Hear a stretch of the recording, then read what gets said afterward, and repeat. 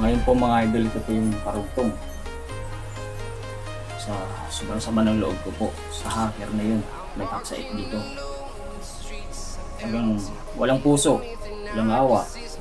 Pinaghirapan namin yan ng misis ko, kami dalaw po gumagawa ng mga video doon. Tapos sinong taong hindi sa samang loob, ang nagkaka-pay out na pala ako doon, siya pala ang kumukuha. So mga idol, ito pala yung account ko na hack sa Facebook. Jumari Puentes Panganiban. Sa lahat ng mga followers ko o mga friend ko dyan sa FB, hindi na po ako yan ang gumagamit. Hacker po ang gumagamit yan. Ito. At sayang. Napakasayang. Marami na sana ako followers dyan. At hindi lang po yan mga idol. Nabasa po sa Messenger, nabasa ko po, may kachat siya. Ang sabi niya, super, nakatanggap na ako ng payout. So sino bang hindi sasama ng loob? First time ko na sana doon magka-payout dahil excited na ako. Kasi mahabang panahon na ginawa ko ng reels na yan, magkakasahod na sana ako. Yun ang hinihintay ko po. So ngayon nabasa ko doon, sabi niya, super, nakatanggap na ako ng payout. Mayroon siyang kachat na iba. Nagulat ako, tapos tinanong ko yung kachat niya, sabi ko, sino nagsabi sa inyo nakatanggap ako ng payout dahil hindi pa ako nakapag-payout.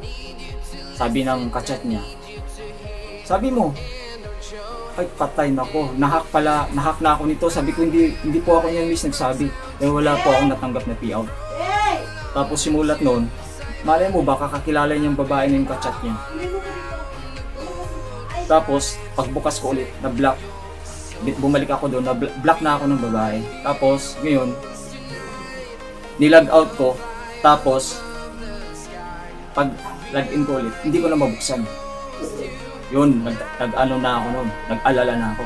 Sabi ko, na-hack na pala ako nito. So ngayon ang nangyari doon, may recover namin. So may lumalabas doon na gumamit siya ng ibang account, Khalid Nido. Yun ang lumalabas. Pag once na mag-ano ako, recover ko, yun nga lumalabas. Ibig sabihin, gumawa pa siya ng ibang account, Khalid Nido, para ma-hack niya lang ako doon. Tapos na-trace ko rin, taga Quezon City siya, nakalagay doon Quezon City. Tapos pinalitan niya password noong September 22 pa. Habang pala nag-ano ako doon, nagpe-Facebook ako, may tao na pala na ibang namamatyan doon. At hindi lang yun, mga idol, may star doon. Kaya nagtataka ako, yung mga star, 10 star, nag-zero balance na. Yung pala sinasabi niya payout, nakukuha niya. Pakawalang hiya talagang hacker niya. Hoy hacker, pagbanit ka ng buto. Siguro marami ka ng nahack ng mga Facebook. Yan ang ginagawa mo.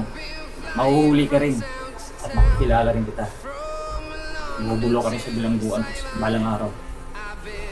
Kaya tigilan mo na yan. Pinaghirapan ko yan. Tapos nakawin mo lang. Ikaw nakikinabang. Nahihiya ka naman. Pakain mo sa pamilya mo. Nakaw. Nahihiya ka. Umawan ka ng patas. So ngayon, mga followers ko dyan, hindi na ako yan. Yan ang Facebook na hinak ng hacker. Siya ang kikinabang dyan lahat. So kung may nagchat-chat sa inyo dyan, nagme-message, huwag nyo sagutin.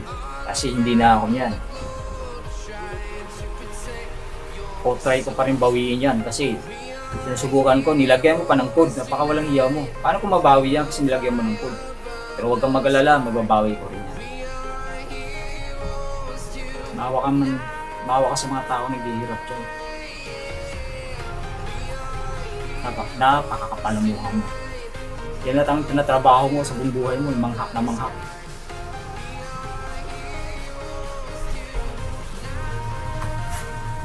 So mga idol, hanggang dito na lang.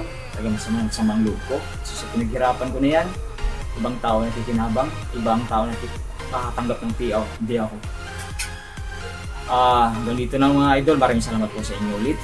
God bless you po, mag-ingat po kayo lagi. At salamat po.